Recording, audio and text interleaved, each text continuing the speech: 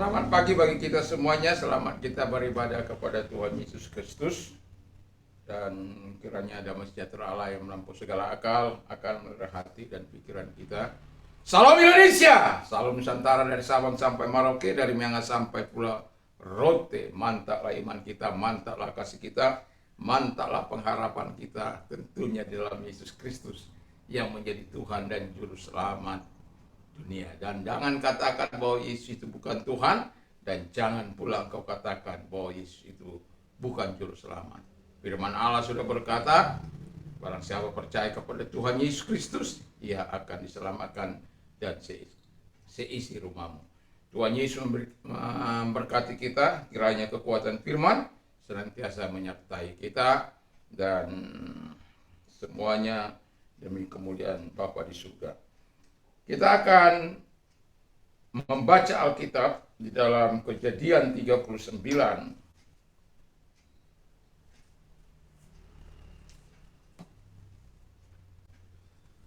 ayat 1 sampai 23, tetapi saya tidak akan baca seluruhnya. Nanti akan saya selang-selingi, tetapi yang perlu kita baca dari ayat 1 sampai dengan ayat yang ke-10. Demikian bunyi firman Allah. Adapun Yusuf telah dibawa ke Mesir, dan Potifar seorang Mesir, pegawai istana Firaun, kepala pengawal raja, membeli dia dari tangan orang Ismail yang telah membawa dia ke situ. Tetapi Tuhan menyertai Yusuf sehingga ia menjadi seorang yang selalu berhasil dalam pekerjaannya. Maka tinggallah ia di rumah tuannya, orang Mesir itu.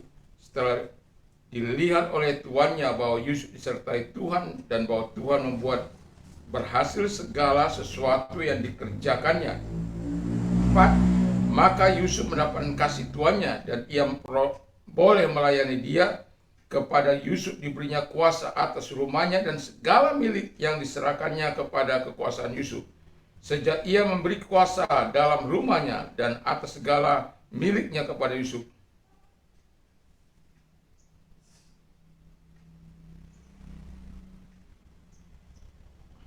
Haleluya, kita mau bersin tapi tidak jadi. Kemudian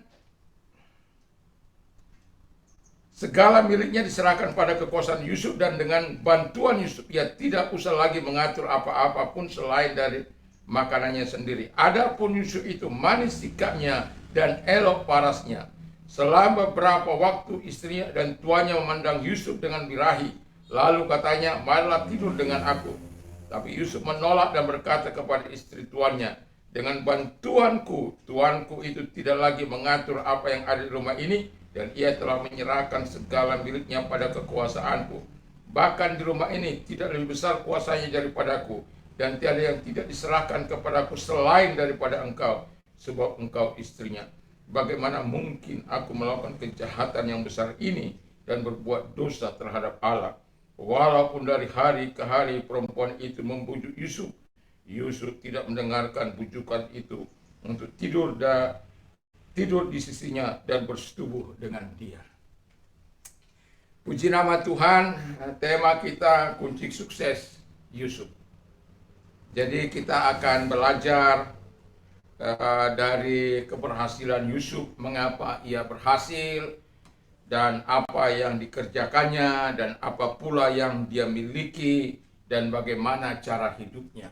Ini perlu kita pelajari, dan Alkitab menjawab dengan tandas, dengan jelas, bahwa keberhasilan dari dari Yusuf itu tertulis semua dalam Kejadian, ya, dari Kejadian 39 ini dan seterusnya, 38 berbeda. Dan kita tahu bahwa keberhasilan Yusuf ada campur tangan Tuhan di situ. Nah, sebelum kita masuk kepada penjelasan, saya mau berkata dulu tentang satu pantun. Hidup harus berjuang dalam dunia yang panah ini. Kalau ingin berhasil berjuang, firman Tuhan harus selalu diimani. Haleluya. Jadi dalam hidup ini ada penuntun kita. Makanya firman Allah katakan, renungkanlah firman Allah itu siang dan malam, supaya engkau berhasil dalam hidupmu. Itu dikatakan kepada Yosua. Kepada Daud juga dikatakan, kalau orang yang merenungkan firman Allah itu, ia akan berhasil, ya seperti pohon yang ditanam di aliran-aliran yang menghasilkan buah pada musimnya, yang tidak layu daunnya, apa saja yang diperbuatnya pasti berhasil. Jadi penting kita mengimani firman Allah ini. Nah, kita akan kembali kepada kisah daripada Yusuf. Tema kita adalah kunci sukses Yusuf. Nah, mengapa Yusuf berhasil? Kita akan lihat apa yang dikatakan oleh Alkitab sebagaimana yang kita baca tadi di ayat 1 dan di ayat 23 saya perlu bacakan.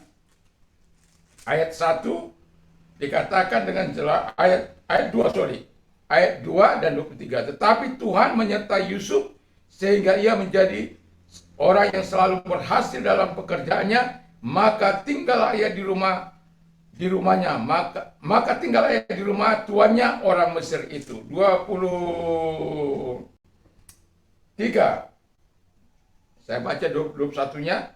Tetapi Tuhan menyertai Yusuf dan melimpahkan kasih setianya kepadanya dan membuat Yusuf kesayangan bagi kepala penjara itu. Sebab kepala penjara mempercayakan semua tahanan dalam penjara itu kepada Yusuf, dan segala pekerjaan harus dilakukan di situ, dialah yang mengurusnya. 23-nya. Dan kepala penjara tidak mencampuri segala yang dipercayakannya kepada Yusuf, karena Tuhan menyertai dia dan apapun dikerjakan dibuat Tuhan berhasil. Ya, di pasal 2 ayat 3 itu sudah lain cerita, tetapi masih ada korelasinya.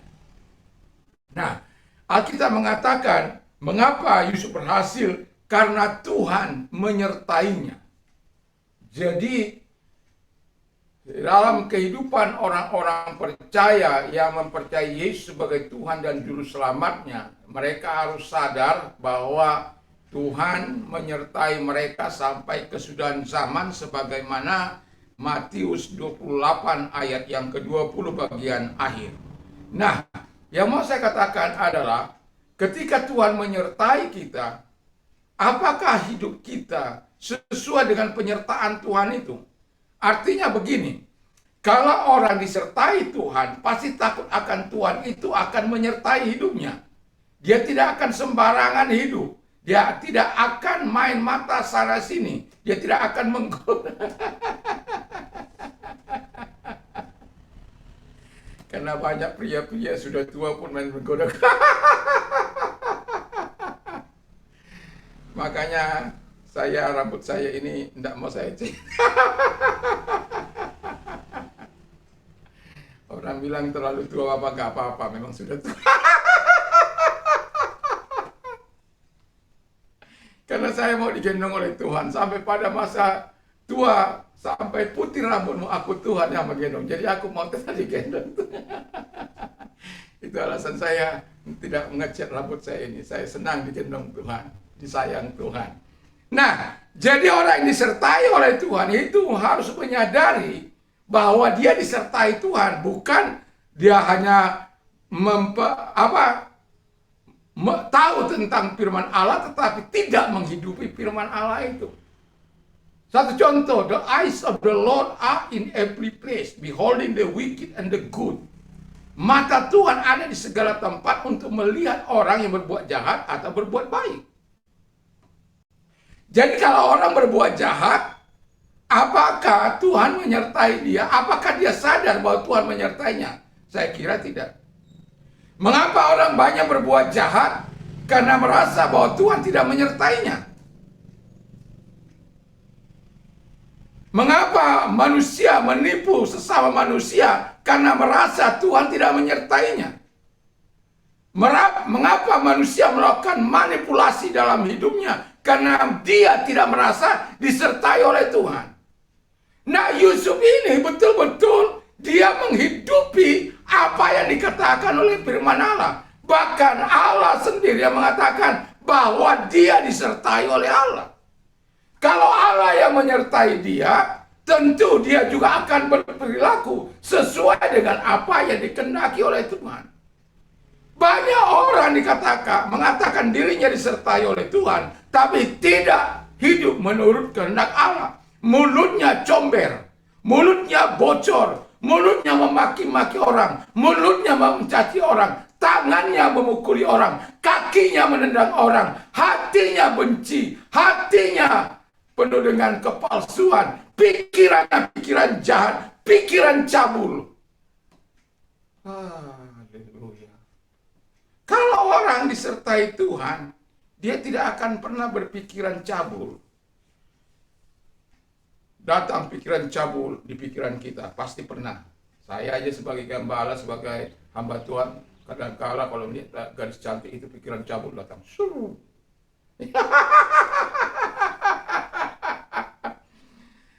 Tetapi itu bukanlah dosa sampai Anda melakukan, karena itu pencobaan. Tadi pagi saya berkata lawan itu pencobaan. 5 menit bersama dengan firman, jam 6 pagi tadi. Jadi lawan itu. Kita dicobai oleh setan bukan untuk membuat kita kalau setan membuat kita hancur, tapi Tuhan tidak menginginkan itu. Itu sebabnya kita datang kepada Dia. Nanti saya singgung sedikit di kasus yang lain, tetap saat ini. Nah, keberhasilan dari si Yusuf itu karena adanya campur tangan Tuhan, adanya penyertaan Tuhan di dalam hidupnya. Jadi, mari, Alkitab sudah mengatakan, aku menyertai engkau sampai kesudahan zaman. Apakah kita mengamini firman Allah itu? Apakah kita percaya akan firman Allah itu bahwa Tuhan menyertai kita? Karena banyak kali kita khawatir, ragu, takut, bahwa tidak ada pemeliharaan Tuhan. Sampai dengar firman Allah pun kita ngantuk-ngantuk.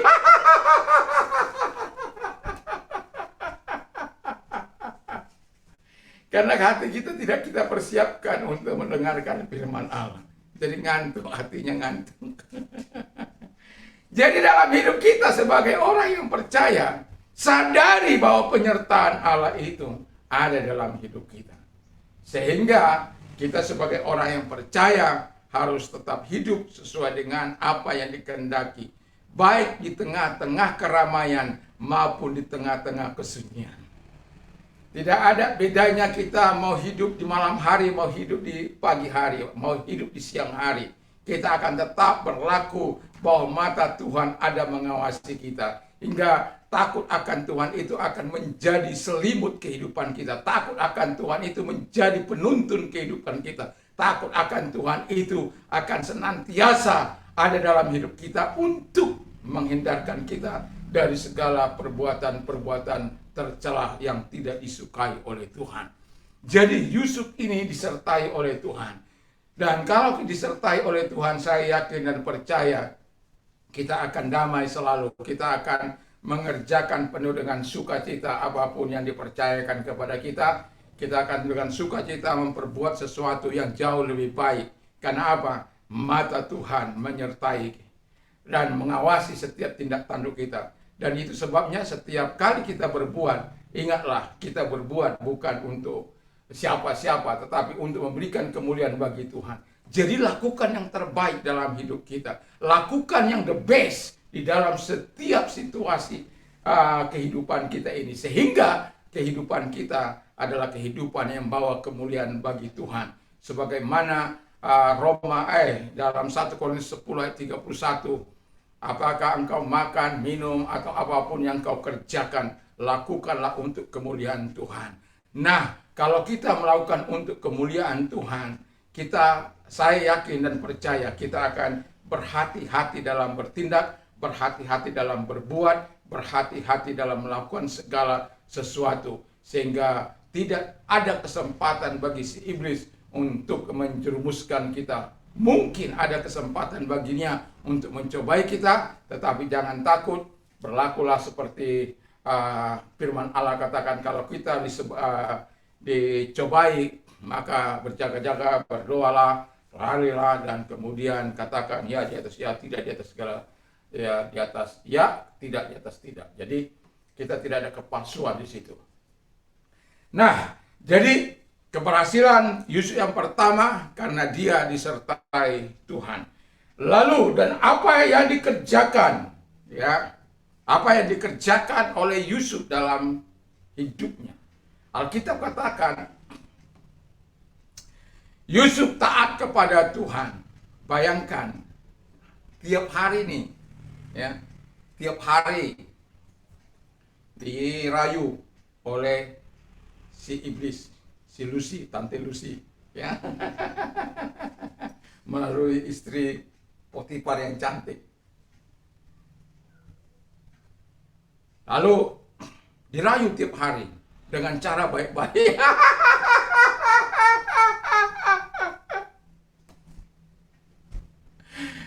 Dengan cara baik-baik dirayu dia.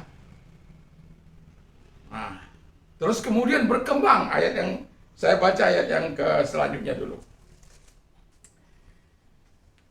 Pada suatu hari masuklah Yusuf ke dalam rumah untuk melakukan pekerjaannya. Sedang dari sisi rumah itu seorang pun tidak ada di rumah. Lalu perempuan itu memegang baju Yusuf sambil berkata, "Malah tidur dengan aku." Tapi Yusuf meninggalkan baju di tangan perempuan dan lari keluar.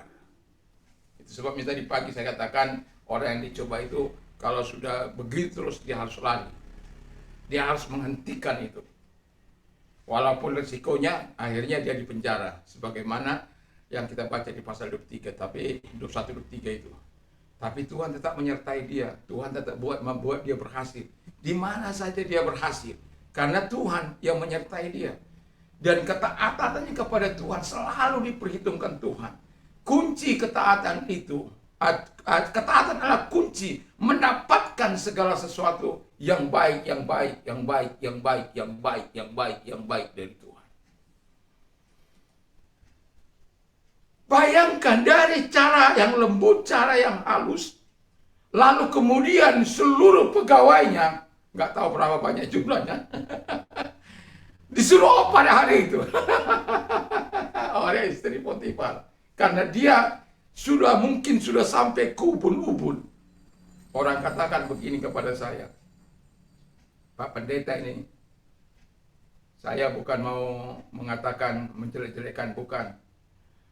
Tapi saya mau katakan, apa yang kita, moto kita dalam hidup ini, kalau itu kita lakukan, maka kita akan dijerat oleh moto kita itu sendiri. Sama seperti dulu ketika saya masih muda, kamu jual, saya beli. Hampir setiap kali ada permasalahan, pasti saya selalu akan melawan. Baik sudah sekolah kita berkelahi saja. Kamu jual, saya beli. Ternyata moto itu salah. Itu moto setan itu. Supaya kita hebat, kelihatan hebat. Memang pada waktu itu ya namanya baru bertobat. Dan ya memang gak semudah membalikan telapak tangan untuk itu. Kamu jual, saya beli. Dan selalu seringkali perkelahian terjadi. Kadang-kadang itu tidak menjadi berkat, bukan itulah. Nah, itu mengenai saya. Jadi moto-moto yang tidak sesuai dengan firman Allah dibuang itu, ya. Nah, ini teman saya ingatkan dia. Mana ada buaya nolak bangkai? Mana ada kucing nolak ikan? Saya katakan gini, Om, tarik itu kata-katanya, Om. Karena kadang-kala setan ini pintar untuk memperangkap kita seperti saya diperangkapnya. Kalau aja orang mengundang berkelahi, itu saya nggak pernah mau kalah itu. Gitu. Karena badan saya biasa terlatih gitu. Tetapi ketika kita menyadari bahwa itu tidaklah tidak dari Tuhan, itu hanya dunia ini, supaya harga diri kita tidak diinjak-injak itu, ya. Kalau kamu jual, saya beli, ya. Dan tetapi pada akhirnya itu kata-kata saya katakan, Tuhan tarik ini kata-kata ini, saya tidak ingin ketika proses orang melawan saya, kemudian saya harus kamu jual, saya beli. Walaupun kadang-kadang kita direndahkan, diapakan oleh karena itu, ya sudah. Nah, jadi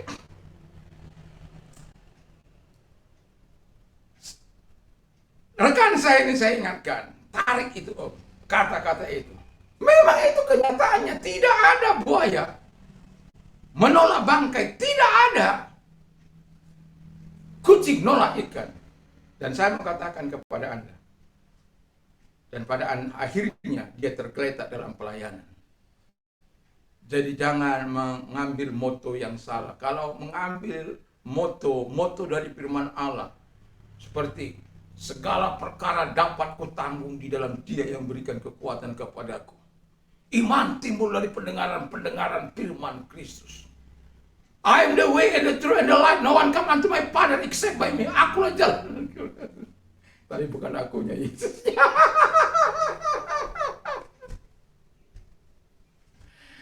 Yang mau saya katakan adalah moto kita ya dari firman Allah, supaya kita punya semangat, punya kekuatan, punya energi dari situ. Dengan itu kita bertambah iman kita. Karena apa? Kita mau taat pada firman Allah.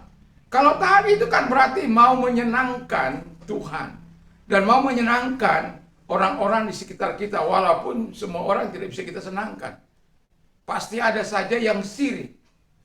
Satu contoh, ini tidak jauh dari saya. Waktu saya baru praktek, ya, setelah tamat,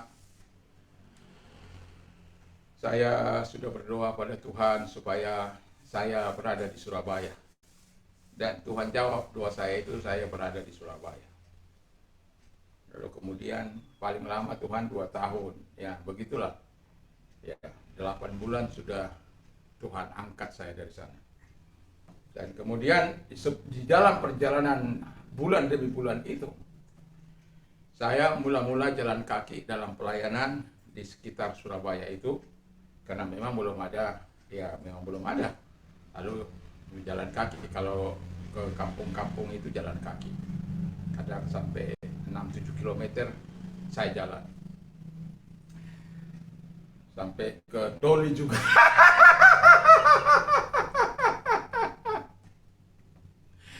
Doli itu saya masih ingat bagaimana wanita penggoda, ya. Aduh, ampun. Jadi saya ingat teman saya di situ terjerembab karena dia merasa kuat. Kalau saya tidak, saya tahu sadar sendiri dan saya melarikan diri dari situ. Akhirnya teman saya terjerembab di situ. Nah, kembali kepada apa yang saya katakan begini. Jadi jangan pernah main-main dengan ketaatan. Kalau kita mau taat sungguh-sungguh dengan Tuhan. Nah, kemudian gembala saya memberikan arahan supaya melayani Tuhan, mencari penyertaan Tuhan, disuruh berdoa, disuruh berpuasa, dan saya juga lakukan itu. Dan kemudian akhirnya saya ada di situ melayani di Surabaya, dan tetap doa saya paling lama 2 tahun di bawah gembala senior ini Tuhan. Beberapa bulan saya mendapatkan sepeda, kira-kira 2-3 bulan saya mendapatkan sepeda. Kemudian beberapa bulan kemudian saya bisa mendapatkan sepeda motor, suruh iris ini. Dan ada orang-orang yang iri. Dan ada seorang tua mengatakan, saya saja sudah puluhan tahun saya nggak pernah diberi sepeda motor. Dan saya katakan, carilah perhatian dari Tuhan, bukan dari atasan. Kalau kita cari perhatian dari Tuhan, Allah lah yang akan menggerakkan hati orang. Dan itu saya lakukan. Karena ada kamar doa di sana, jadi setiap ada selang waktu saya, pasti saya ada di situ. Nah, jadi Tuhan memberikan sampai pada akhirnya saya kalau misalnya pergi ada mobil gereja minta supir untuk ngantar, akan dilakukan karena ada mandat, ya. Jadi Setelah 8 bulan saya dipindah ke pulau ini. Karena di mana engkau menempatkan aku, disitulah aku selamanya engkau tempatkan. Walaupun ada banyak badai, banyak goncangan, saya pernah mencoba untuk berpindah ke Jawa, ke Jakarta, tapi karena sesuatu hal saya akhirnya tidak jadi. Dan saya juga diingatkan oleh Tuhan apa yang saya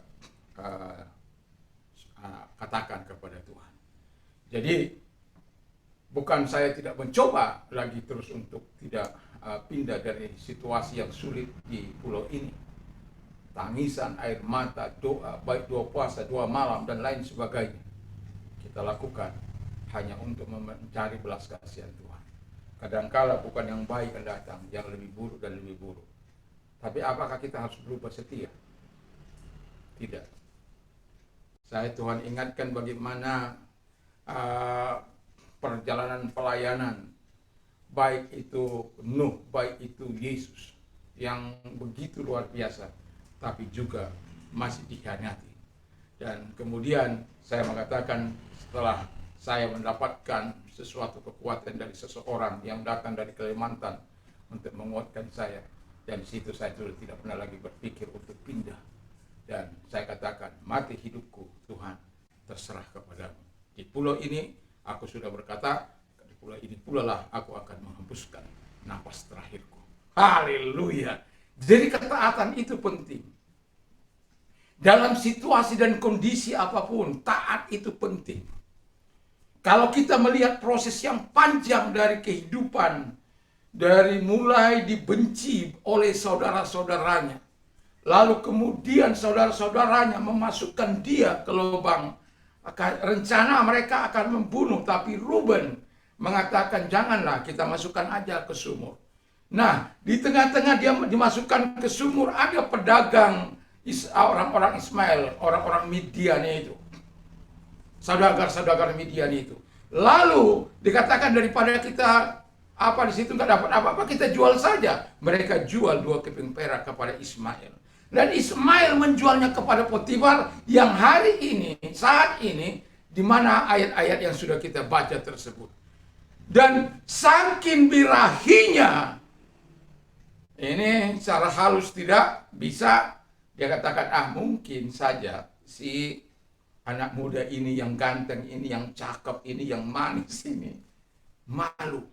Biarlah saya suruh seluruh karyawan, hari ini spesial bagiku. Pastilah Yusuf tidak akan menolak. Tapi perdugaannya salah. Bahwa dia bukanlah bermain di tempat-tempat bersembunyi. Dia bukanlah orang yang suka bermain kalau orang tidak tahu. Kan banyak orang, pejabat-pejabat bermain. Dia pergi dari kampung ke Jakarta atau dari mana kunjungan kerja dan lain-lain. Yang dicari kadang-kala melepaskan rehatnya, mencari wanita panggilan. Dia bukan digoda, malah mencari. Kadangkala dalam menggolkan segala sesuatu disuruh wanita genit dan penggoda, cantik dan seksi. Haleluya. Haleluya Tuhan. Kalau saya ingat orang-orang menggoda saya, menggoda dan sekaligus memfitnah, nah itu yang seru-seru. Dan tapi jangan takut, saya mengalami seperti yang dialami oleh Yusuf ini. Cuma Yusuf masuk penjara, saya enggak. Dibawa ke kantor polisi, ya. Saya sudah banyak kali bersaksi tentang ini sebelumnya. Dibawa ke kantor polisi, disidang, ditanyai, lalu kemudian ke mereka. Saya hanya jawab saja. Saya juga pada waktu itu nggak tahu gimana saya bisa jawab. Kalau ada saksi kan bapak-bapak tinggal tangkap saja saya. Buat apa repot-repot, saya bilang. Nah, karena mereka memang tidak ada yang apapun, tidak bisa memberikan saksi. Saksi palsu.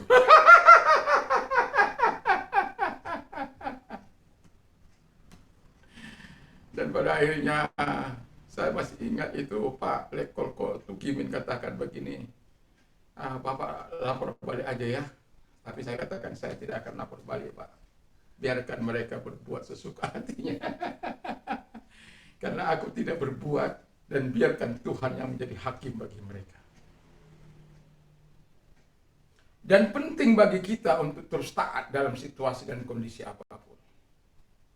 Dan wanita ini dari cara halus sampai cara kasar tidak bisa menguasai tubuh daripada atau pikiran daripada Yusuf.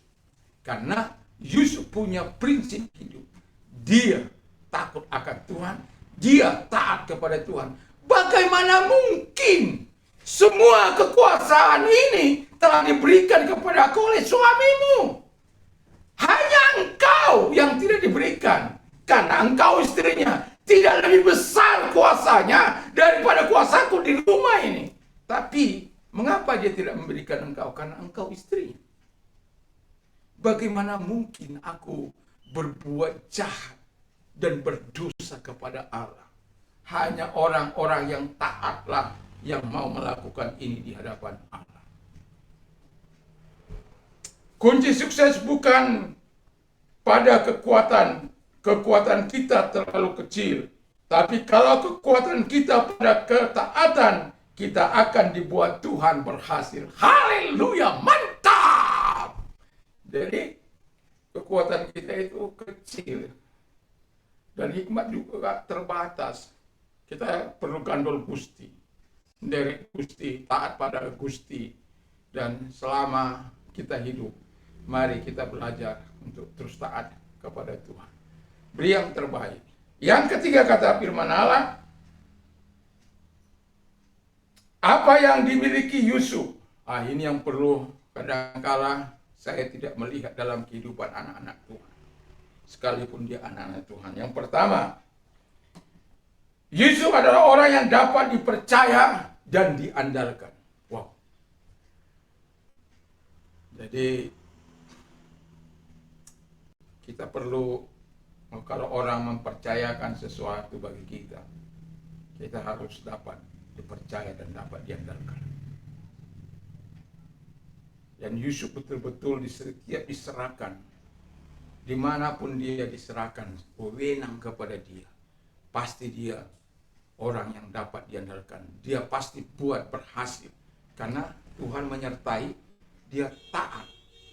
Dia memiliki apa yang disukai Tuhan, apa yang disukai oleh manusia.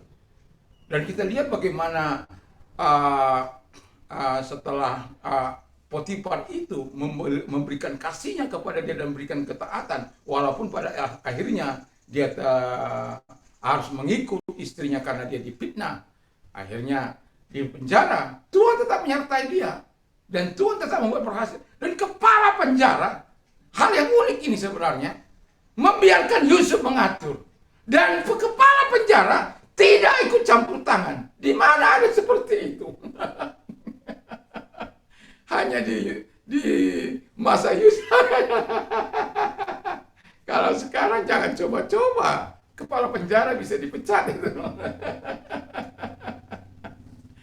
Tapi kenyataan, dia tidak campur tangan buat apa yang dipercayakan oleh kepala penjara. Karena semua bisa diatur. Karena wibawa Allah, penyertaan Allah ada pada dia. Karena dia adalah orang yang dapat diandalkan, dapat dipercaya, dan kemudian memiliki sikap yang manis.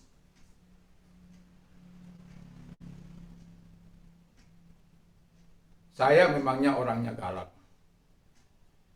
Tapi galak pada sesuatu yang salah. Tapi nggak bisa saya bersikap-sikap manis. Kalau tidak ya tidak. Ya. Tapi orang yang mengetahui jiwa saya, itulah yang saya perbuat. Saya tidak akan pernah melawan kepada orang-orang yang betul-betul melakukan sesuatu yang baik. Saya akan manis, taat, dan berbuat sebagaimana yang diperbuat. Tapi kalau tidak, saya akan koreksi. Bukan melawan, saya koreksi. Tapi kalau tidak bisa dikoreksi, saya siap fight. Itu kalau saya. Perlu kita memiliki sikap yang manis. Sikap yang ya elok. Kalau paras, makanya istri daripada Potifar terkewer-kewer. Manis sikapnya, elok parasnya. Aduh, udah begini orang udah nggak tahu lagi harus berbuat bagaimana. Tapi Yusuf itu betul-betul orang yang dapat diandalkan, orang yang punya sikap yang manis. Dan kita tahu bahwa ketika kita memiliki sikap yang manis di hadapan Tuhan dan di hadapan manusia, saya yakin dan percaya kita akan mempunyai hubungan yang baik. Dan kita akan menjaga hubungan yang baik satu dengan yang lain. Sikap manis akan membawa hubungan yang baik sesama dengan kita. Saya berpantun dulu. Milikilah sikap yang manis di dalam membangun hubungan dengan sesama. Hidup menjadi indah dan manis kalau hidup mengasihi Tuhan dan sesama. Haleluya. Jadi hidup itu menjadi manis, indah kalau kita care terhadap manusia dengan manusia, bukan care terhadap harta benda saja. Ya, tapi care terhadap Tuhan, care terhadap sesama. Sama seperti siapa nih? Si Yusuf ini. Kesuksesannya itu bukan terletak pada kehebatannya, tapi penyertaan Tuhan yang dikerjakannya, sikapnya yang begitu luar biasa, yang elok manis dapat dipercaya orang. Saat ini saya banyak menjalin hubungan dengan orang-orang di luar sana, tapi tak satu pun yang dapat dipercaya. Semua ngebom. Tahu arti ngebom? Ngebom itu kalau di sini istilahnya dia baik mula pertama dan dia bertanggung jawab pula pertama, tapi setelah dia bom, dia ambil banyak, itu dia tinggal begitu saja. Berdampak ya, berdampak. Tetapi saya tetap merasakan kebaikan Tuhan, kemurahan Tuhan, pertolongan Tuhan.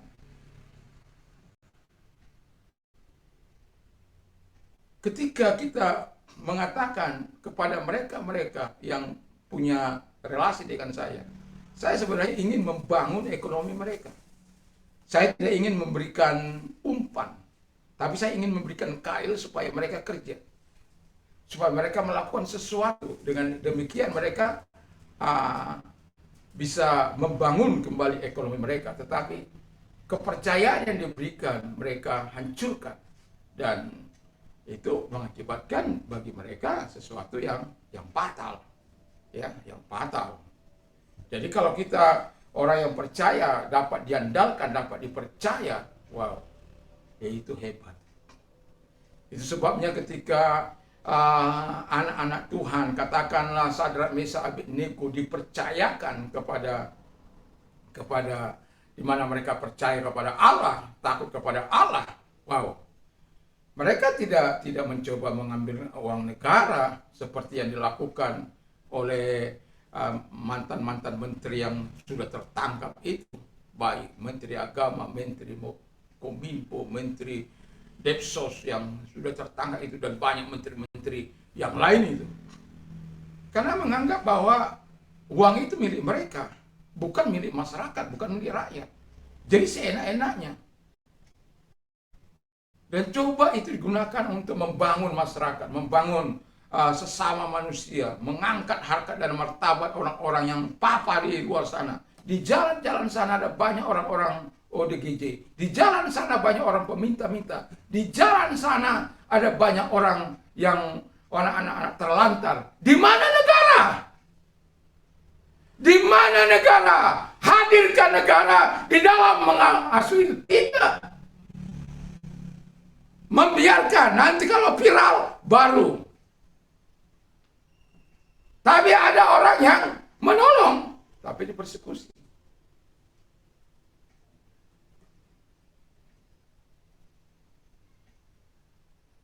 Kadang-kadang ngeri juga gitu. Orang berbuat baik Tapi tidak selamanya perbuatan baik kita itu bisa diterima oleh orang-orang yang sirik, yang tidak dapat melakukan sesuatu yang baik kepada masyarakat. Bukan orang-orang yang sejiwa dengan dia, tapi orang-orang yang sirik. Karena dia tidak mampu, ya, lalu dia melakukan itu. Seharusnya dia bersyukur ada orang-orang yang mau care, peduli. Tapi apapun namanya, kadangkala sirik itu membuat orang buta mata, buta hati. Dan janganlah kita sebagai orang-orang percaya buta mata, buta hati. Dan yang mau saya katakan adalah, mari kita dapat dipercaya dan care terhadap sesama kita. Karena ketika kita mengasihi Tuhan dan sesama, kita tidak bisa hanya mengasihi, oh aku mengasihi Tuhan, mencintai Tuhan, oh sungguh-sungguh. Kita terus berdoa, oh terima kasih, nangis-nangis, ibunya sampai keluar. Ikut sampai, oh Tuhan. Tapi nggak ada yang berbuat.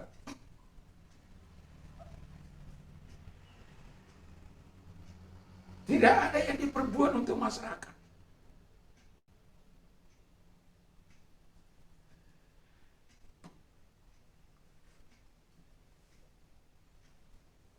Saya tidak banyak memang, tapi saya masih tetap mengalirkan air saya untuk masyarakat. Saya masih memberikan tumpangan bagi orang di rumah saya untuk tidak membayar apa-apa. Boleh menikmati hasil kebun. Tanpa harus, di mana hasil kebun ini? Karena ada saya melihat orang, kamu boleh tinggal di sini tapi tidak boleh mengambil hasil kebun. Nggak ada. Sawah tidak. Ada rambutan, ada pokat, ada apa di situ. Ada nangka, ada apa lagi? Kelapa. Nggak pernah saya kata, oh nggak boleh kamu ambil, nggak boleh. Tanah-tanah yang menghasilkan, bukan kita. Bumi yang menghasilkan, kenapa? Ya kalau kita diantar kemari ya syukur. Tidak juga tidak pernah kita permasalahkan. Kalau kita permasalahkan, kalau dia mulai neko-neko itu saja.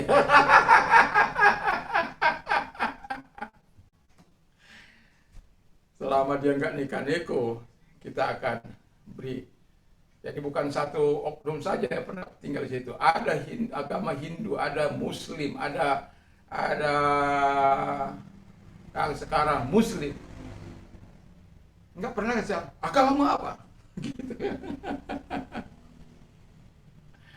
Yang mau saya katakan adalah kita bersaudara dalam kemanusiaan. Kalau orang susah, belajarlah untuk biasa menolong. Saya nggak tanya agama orang ketika saya menolong orang memberikan air. Apa agama? Saya tidak pernah tanya itu. Boleh kamu ambil sebanyak-banyaknya, asal jangan kamu buang air itu.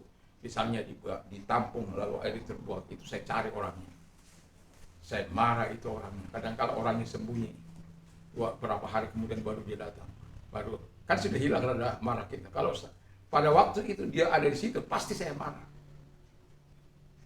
Karena apa? Saya bukan orang kaya, tetapi setiap rupiah saya bertanggungjawabkan kepada Tuhan Yesus Kristus. Dia yang berkati saya, dia yang menolong saya. Jadi kalau ada orang main-main membuang air begitu saja, kalau digunakan bisa cuci tangan, ya pastilah dibuang, nggak apa-apa. Nyuci nggak ada masalah, nyuci motor nggak ada masalah, asal jangan dibuang sia-sia tanpa penggunaan.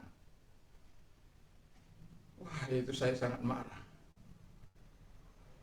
Jadi kita harus orang yang dapat diandalkan, harus care terhadap sesama, membangun hubungan dengan pola yang sikap yang manis, dan selalulah berada, mau selalu di bawah. Karena firman Allah katakan, Allah akan mengalirkan berkatnya kepada orang-orang yang selalu merendahkan hati di hadapan Allah. Kalau kita merendahkan hati di hadapan Allah, berkat Allah akan dibawa ke sana. Dan jangan takut untuk melakukan itu. Karena ketika engkau disertai oleh Tuhan, taat kepada Allah, lalu kemudian dapat dipercaya, memiliki sikap yang baik, sikap yang manis, saya yakin dan percaya orang pun akan melakukan itu. Dan dalam membangun hubungan dengan masyarakat kita juga perlu. Saya ngelesi orang-orang yang tidak mampu, ya. Dan kadang-kala kami bersinergi untuk membawa mereka di pantai, belajar di pantai dalam bahasa Inggris. Dan kami bersyukur baru beberapa hari yang lalu kami lakukan itu. Dan anak-anak begitu senangnya luar biasa. Hati saya terharu, saya diajak seperti seorang kakek membawa anak.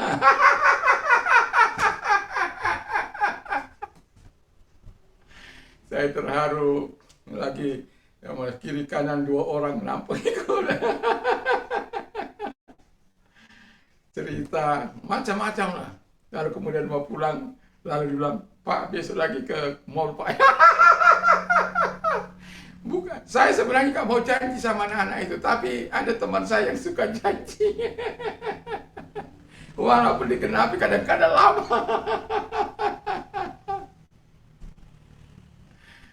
Karena anak-anak sudah bilang begitu, ya nanti kita atur. Akhirnya saya bilang nanti kita atur.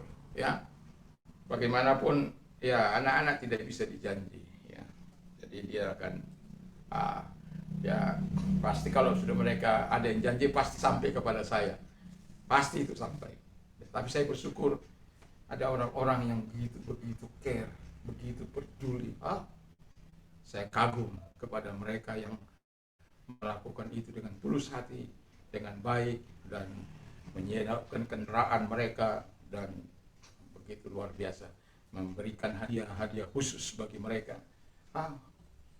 yang bisa berbahasa Inggris, menghafal kosakata, diberikan hadiah. Itu mantap ya, tanpa harus mengatakan dari mana kamu berasal, bukan dari mana asalmu, apa agamamu, tidak, tapi karena kita dorongan kasih, kita melakukannya bagi kemuliaan Tuhan. Dan saya bersyukur ada banyak orang-orang yang menyupport saya, yang mendukung saya untuk meneruskan itu, pelayanan bahasa Inggris itu. Dan mereka mendukung saya, menyupport saya, dan itu sudah cukup. Orang-orang yang memberikan penghiburan, orang-orang yang memberikan kata-kata, walaupun tidak diberi apa-apa, nggak ada masalah. Tapi sudah cukup untuk terus kita melanjutkan bahwa kita on the track. Karena saya sudah melihat ada banyak mulai terlibat. Saya hanya ingin bagaimana dalam 1 minggu itu satu bahasa Inggris itu terus berlangsung. Dan nggak mungkin kan saya sendiri, maaf. Saya ingin ada orang-orang yang terbeban, yang punya kerinduan untuk itu. Saya yakin dan percaya, saya katakan sampai 1 tahun saja kita coba, yang tiap hari, apakah mereka tidak bisa berbahasa Inggris? Karena sistem pendidikan setiap hari, ya kita akan berubah ini dan itu, dan orang akan berubah lagi gitu. Tapi kalau tiap hari dia digodok dengan 1 tahun saja, kalau saya katakan 3 bulan, kalau dengan cara saya bisa berbahasa Inggris. Mana bisa? Bisa, saya bilang. Coba Anda makan, sedang makan, apa bahasa Inggris makan, sedang berjalan. Dalam 24 jam Anda pikirkan, apakah Anda tidak bisa? Bisa! Ada kamus, ada alat semua. Bisa. Kalau Anda memikirkan bahasa itu, Anda terbentur, lihat kamus. Kemauan saja yang tidak mau, atau seringkali orang katakan malas membuka kamus. Coba berapa kata saya bergerak, saya mengayunkan tangan, swing my hand, saya mengatakan I speak, saya berpikir I think, misalnya saja begitu, I tell, dan lain sebagainya. Saya pegang jenggot, I hold my bird. Atau kalau orang beard, ya. Itu. Jadi kalau orang-orang I touch my thigh. Jadi dalam tubuh kita ini bisa dalam waktu yang singkat. Apalagi sampai 3 bulan. Bisa. Tapi orang tidak melakukan itu karena laziness, kemalasan. Tapi kalau dia lakukan, saya yakin dan percaya, bahasa apapun yang dipelajari, pasti dia bisa. Nah, itu sebabnya saya mau katakan kepada kita yang terakhir, bagaimana cara hidup Yusuf. Ayat 8 sampai 11 yang sudah saya katakan juga, saya mau katakan dari sikap itu, saya mau katakan bagaimana cara hidup Yusuf. Yang pertama dikatakan hidup dalam kekudusan. Nah, ini kuncinya. walaupun dirayu oleh wanita cantik, walaupun dirayu oleh iming-iming uang yang banyak untuk pindah jabatan atau untuk pindah agama, kita tidak akan lakukan itu. Karena apa? Kita punya lebih berharga. Sekalipun engkau memiliki seluruh dunia ini, termasuk jabatan, harta, emas, perak, kalau engkau binasa, apa gunanya itu? Tidak ada orang membawa harta sekaya apapun, tidak ada orang yang membawa hartanya ke liang lahat. Paling yang dibawa sepatu kalau orang jas. Dan ada pula lagi yang bawa Alkitab. Selama hidupnya saja nggak pernah baca Alkitab mungkin, atau baca firman Allah Senin Kemis, lalu kemudian dibawakan Alkitab supaya dia bisa baca. Bagaimana orang mati bisa baca Alkitab? Itu sebabnya saya selalu menentang orang-orang yang memasukkan Alkitab ke dalam liang lahat. Karena dia tidak bisa membaca apa-apa. Dan dia bisa tidak berbuat apa-apa. Tapi ada orang yang mau. Dan saya katakan, ambil itu Alkitab itu. Pernah seseorang satu kali saya bilang, dimasukkan Alkitab kesayangan bapaknya. Terus saya katakan sama keluarga, ambil itu Alkitab. Mungkin hari ini Anda tidak perlu itu. Tapi lain kali Anda akan melihat catatan-catatan hidup yang ada ditulis oleh almarhum. Jangan masukkan ke liang lahat. Nggak bisa dibacanya itu, nggak ada artinya itu. Akhirnya mereka ambil. Orang dalam dunia kubur nggak ada lagi kekudusan di situ. Udah mati semua, udah nggak ada apanya. Nah, jadi Yusuf ini dia hidup dalam kekudusan, dia menjaga marwahnya dengan hidup dalam kekudusannya. Dan itu sesuatu yang sangat menarik. Walaupun dirayu berhari-hari kata firman Allah, sampai diasingkan orang lain, dia dan istrinya dan wanita ini saja dia tidak lakukan. Banyak orang kan begitu, digoda, kesempatan ini. Enggak. Tidak ada soal kesempatan. Kalau itu tidak sejalan dengan firman Allah, saya katakan pencobaan. Kalau iya, katakan ya. Kalau tidak, katakan tidak. Kalau iya, dalam kebenaran. Kalau tidak, dalam dosa. Yang mau saya katakan begini. Kalau dosa senantiasa akan membawa kita kepada kejahatan. Itu sudah pasti. Katakan no. Kalau Alkitab mengatakan pada kita selalu positif. Untuk mengasihi, katakan ya. Taat, iya. Melakukan firman Allah, iya. Mengasihi sesama, iya. Mengasihi Tuhan, iya. Jangan katakan no. Katakan, ya Tuhan. Cinta Tuhan, ya Tuhan. Mengasihi firman, ya Tuhan.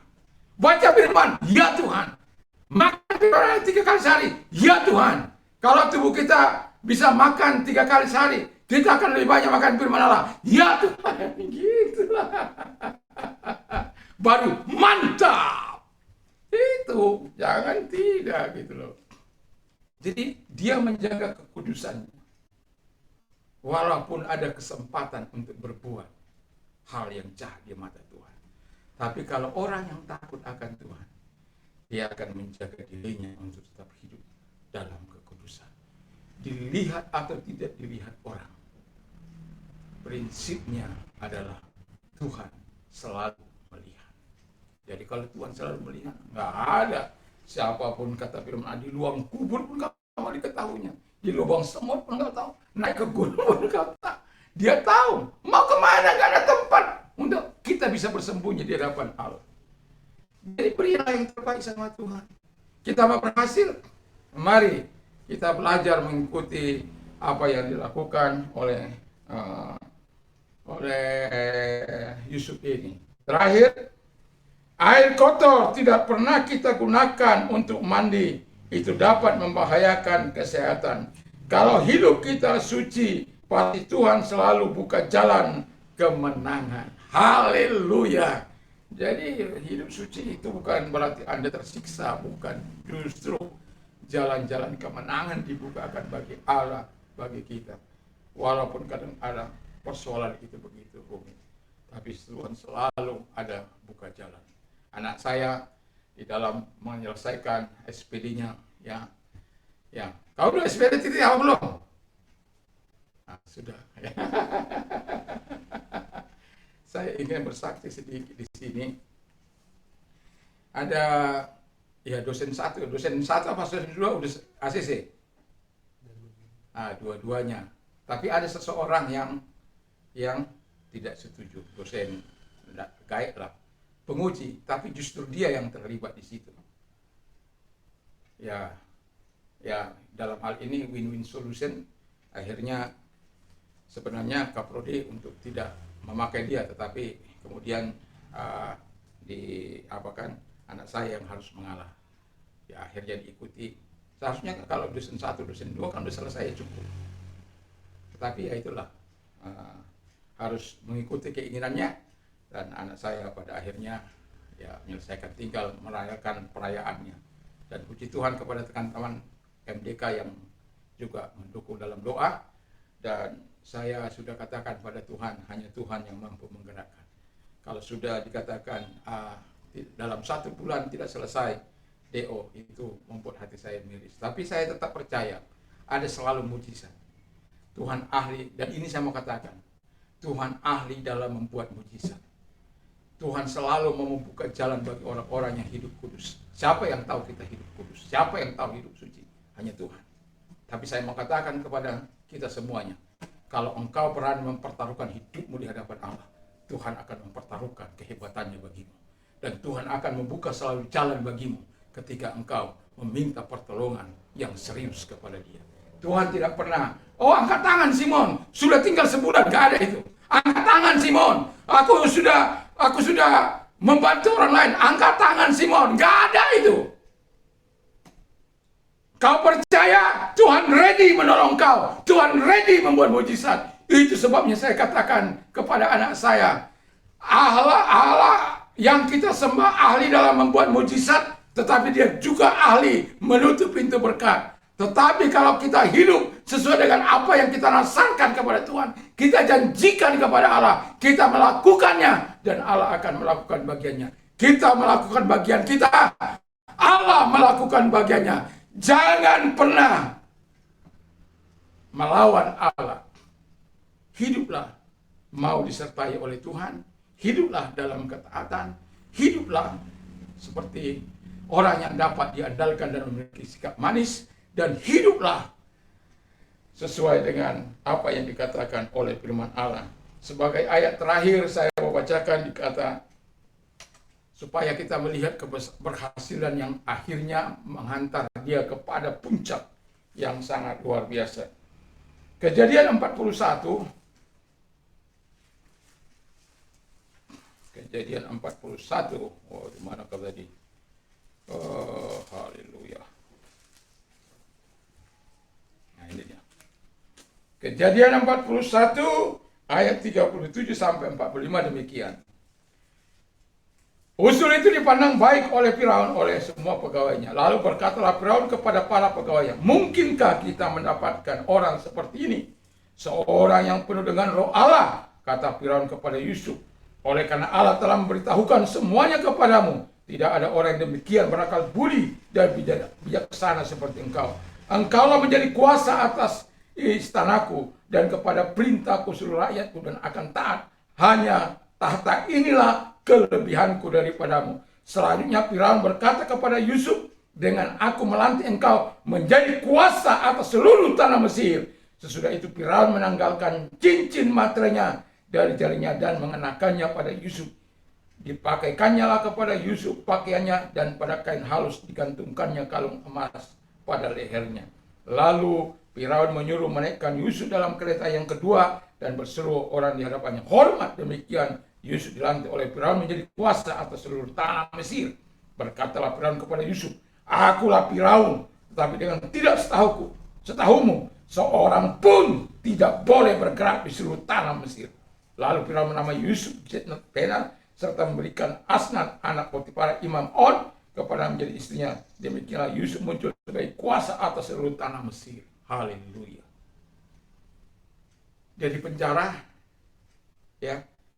Lalu kemudian di penjara dia bertemu dengan dua orang, juru minuman dan juru roti.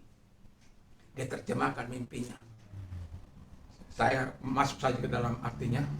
Dalam 3 hari engkau setelah dilihat pohon anggur yang begitu bercarang 3 itu baru bertunas berbuah, ranum lagi, diperas dia, lalu kemudian diserahkan. Firman Allah dalam 3 hari ini Tuhan akan mengangkat engkau dan akan memulihkan kedudukanmu. Darang dulu roti, indah sekali mimpinya. 3 bakul tapi dimakan ibu. 3 hari ini kau ditinggikan, dalam 3 hari ini kau ditinggikan, tapi burung-burung akan mengalahkan. Ya sebagaimana yang dikatakan. Tapi kepada juru minuman ini dikatakan, nanti ingat ya, itu ya kita baca di dalam ayat-ayat sebelumnya. Itu siapa si Yusuf itu terlalu berhiperbola. Tapi apapun alasannya, Tuhan tidak mendengarkan doanya pada waktu itu. Ya, Tuhan tidak mendengarkan permintaannya dan orang ini berlalu karena Tuhan sedang keep sesuatu kepada dia yang jauh lebih besar dengan caranya. Kadang-kala kita menangis, kenapa Tuhan, why Lord, kenapa Tuhan tidak menolong aku, mengapa Tuhan tidak memberkati aku, kenapa orang yang saya tolong tidak mempedulikan aku. Tapi Tuhan punya caranya tersendiri. Wow, luar biasa. Lalu ketika orang-orang diminta untuk menerjemahkan mimpi dari Firaun, mimpinya 7 ekor yang gemuk, 7 ekor yang kurus, lalu dimakan 7 ekor yang gemuk, bangunnya tidak berubah, tubuhnya tidak berubah, masih tetap kurus. Lalu yang gemuk 7 bulir dan 7 yang kurus, dimakan yang gemuk ini, enggak juga tampak. Itu si Firaun tidak bisa tidur, dipanggil semua ahli-ahli nujum, ahli hikmat dan lain sebagainya, dan tidak ada seorang pun yang mendapat. Nah, teringatlah orang juru minuman ini yang diminta tolong. Ya, saya mau tahu siapa dia. Dia orang Ibrani, tuanku, panggil. Dipanggil dia. Datanglah kepada dia. Aku dengar kamu begini-begini. Bukan aku, Tuhanku. Ini lihat, bukan aku. Bukan aku yang bisa menerjemahkan mimpi, tapi Tuhan. Selalu Tuhan yang diandalkan. Itu sebabnya saya katakan tadi, andalkan Tuhan dalam hidup kita. Selalulah Tuhan andalkan. Andalkan Tuhan dalam hidup kita. Jadi jangan pikir ketika kita mengandalkan Tuhan, kita tidak mendapatkan apa-apa. Justru ketika kita mengandalkan kekuatan kita, kita akan terjerembab. Tapi kalau kita mengandalkan Tuhan, seperti Yusuf ini, akhirnya dia berhasil. Dan kemudian diterjemahkan. Wah, nggak ada orang yang seperti kau. Kau sekarang mimpin. Aku berikan kuasa, aku berikan otoritas. Wow. Dan dia berhasil menghimpun selama 7 tahun kelimpahan. Dan 7 tahun kelaparan, dia berhasil menyelesaikannya. Wah, kalau Indonesia begitu bagaimana ya? Apakah pemimpin kita bisa berhasil melakukan itu? Kita tidak tahu. Tetapi yang saya mau katakan kepada kita, kunci kesuksesan Yusuf ada 4 hal ini, yaitu disertai Tuhan, taat, dapat diandalkan, dapat dipercaya, berparasan, elok, manis sikapnya. Lalu yang keempat, yaitu yang terakhir ini adalah hidup dalam kekudusan, dan itulah yang menghantar dia. Dan ketika kita selalu mengandalkan Tuhan dalam hidup kita, dan Tuhan akan melakukan yang terbaik dalam hidup kita. Dan keberhasilan Yusuf bukanlah keberhasilan yang bukan dalam rancangan Tuhan, tapi keberhasilan Yusuf adalah dalam rancangan Tuhan. Dan Yusuf masuk dalam rancangan Tuhan itu. Dia tidak memberontak, tapi dia taat dan dia melakukannya. Doa dan harapan saya, kita yang merindukan keberhasilan, mari kita belajar mengikuti jejak langkah uh, daripada Daud dalam Yusuf dalam melakukan kehidupan ini, yang senantiasa betul-betul menyerahkan hidupnya kepada Tuhan dan rela dipimpin oleh Tuhan selama dia hidup. Sekalipun ada banyak masalah, sekalipun ada banyak persoalan, tetapi dia tidak pernah give up. Dia selalu menyerahkan dirinya kepada Tuhan, dan Tuhan salut kepada dia. Dan itu sebabnya Tuhan mengangkat dia tinggi-tinggi sampai akhirnya dia yang dirancangkan untuk dibunuh oleh saudara-saudaranya, justru dialah menyelamatkan bangsa Yahudi pada waktu itu. Sampai sekarang itu ada, itu karena anugerah Tuhan bagi Yusuf untuk menyelamatkan bangsa ini. Mari kita tunduk kepala dan kita berdoa. Kami bersyukur, berterima kasih kepada Bapa di surga, karena kami tahu Tuhanlah Allah yang kami sembah, Allah yang kami puji dan kami agungkan. Kami tahu kunci keberhasilan itu bukan karena kekuatan kami, tapi karena Tuhan menyertai kami, taat kami. Tuhan Bapa di surga dapat dipercaya berperilaku baik atau sikap yang baik, manis, dan juga Bapa di surga selalu hidup dalam kekudusan dan mengandalkan Kau dalam kehidupan ini. Terima kasih, kami tetap yakin dan kami tetap percaya firman-Mu. Engkau berkati baik-bagi kami semuanya, bagi orang-orang yang nantinya mendengar melalui YouTube. Tuhan juga memberkati mereka, mengubah paradigma mereka, sehingga mereka mengandalkan Tuhan. Apapun yang diperbuat, kalau Tuhan memberikan keberhasilan bagi mereka, biarlah mereka care juga terhadap sesama. Nama-Mu dimuliakan dan diagungkan. Terima kasih bagi bangsa dan negara kami berdoa supaya Tuhan memberkati perpolitikan kami yang lagi hangat. Kami doakan sehingga damai sejahtera daripada Allah menggenggam anak bangsa ini Bapa di surga, sehingga kami sadar menyadari satu dengan yang lain. Biarlah kami memilih siapa yang menjadi kandidat kami, dan siapa pula tanpa harus menjelek-jelekkan apa yang ada Bapa di surga. Tapi kami bisa bertarung gagasan, prinsip dan lain sebagainya.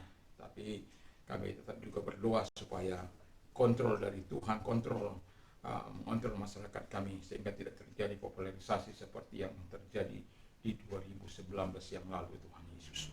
Dan kami tetap yakin dan kami percaya tidak ada kampret, tidak ada cebong Bapa di surga. Yang ada kami anak Indonesia yang saling menghargai. Soal pesta demokrasi adalah soal yang biasa yang dilakukan oleh semua bangsa dan negara.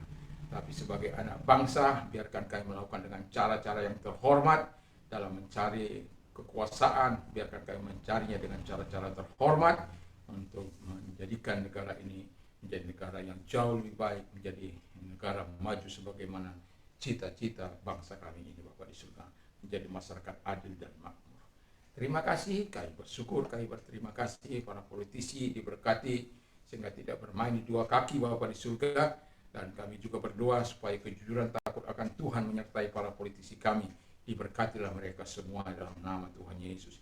Dan kami berdoa buat anak bangsa dari Sabang sampai Merauke, dari Miangas sampai Pulau Rote.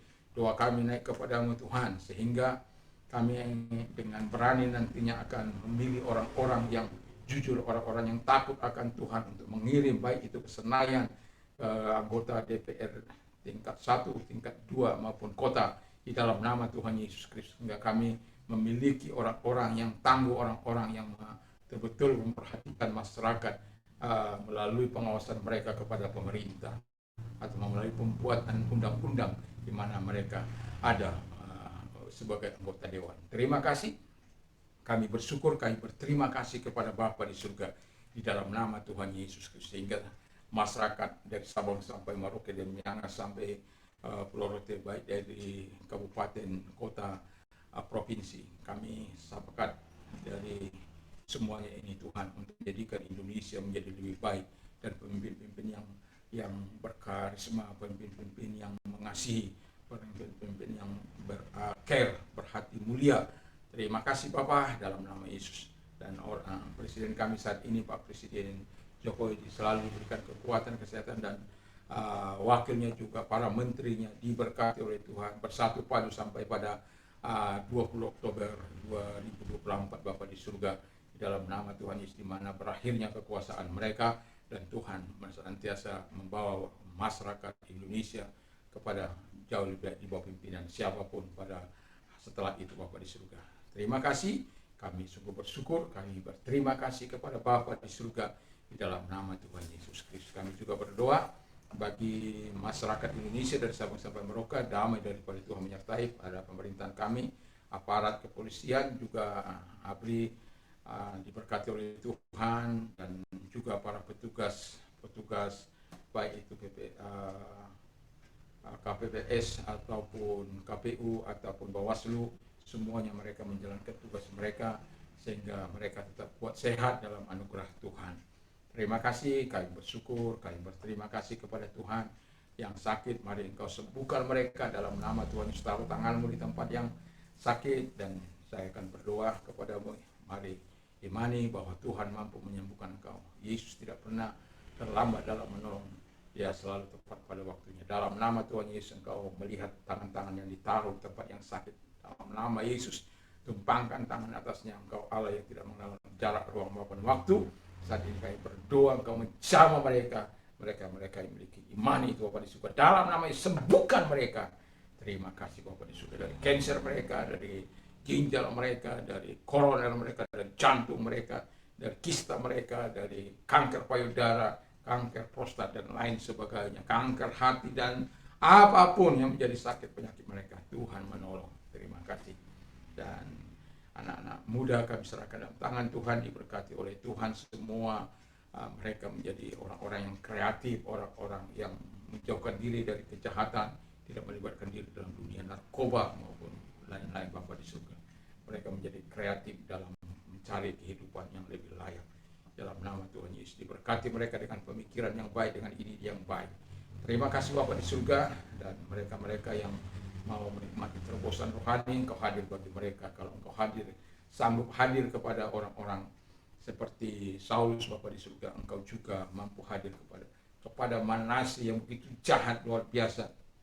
Tapi ketika dia mengalami masa yang sulit, dia datang kepada Tuhan dan mengubah hidupnya dan berusaha datang melunakkan hati Tuhan. Dan biarkanlah mereka Tuhan dapat menjadi alat Tuhan seperti Paulus di dalam nama Tuhan Yesus Kristus. Terima kasih, kami bersyukur, kami berterima kasih kepada Tuhan, dan semua kami, keluarga, umatmu, gerejamu diberkati oleh Tuhan, dan semua anak bangsa diberkati oleh Tuhan. Kami bersaudara dalam kemanusiaan, kami NKRI harga mati. Ada yang menyatukan kami, yaitu Indonesia, dari Sabang sampai Merauke, dari Miangas sampai Pulau NKRI harga mati. Walaupun kami berbeda-beda, tetapi kami satu Indonesia. Terima kasih, satu bahasa dan satu bangsa, satu negeri, yaitu Indonesia. Terima kasih, kami bersyukur, kami berterima kasih. Dalam nama Tuhan Yesus Kristus. Dalam nama Tuhan Yesus, mari berkati Indonesia dari Sabang sampai Merauke, dari Miangas sampai Pulau Rote. Mengapa kami sering mengatakan dari Sabang sampai Merauke dan Miangas sampai Pulau Rote? Karena kami rindu betul daerah kami, Indonesia ini diberkati. Kami menjadi satu kesatuan yang tidak bisa terpisahkan. Terima kasih, kami bersyukur, kami berterima kasih. Kami satu tanah air, satu bangsa, satu bahasa di dalam negeri kami ini, Indonesia, yang kami cintai. Kami bersyukur, kami berdoa. Terima kasih Bapa di surga. Sekarang pulanglah dengan membawa damai sejahtera daripada Tuhan Yesus Kristus, kecintaan Bapa dalam surga, persekutuan kuat kuasa Roh Kudus menyertai mulai saat ini sampai maranatha, dalam nama Yesus. Haleluya. Amin.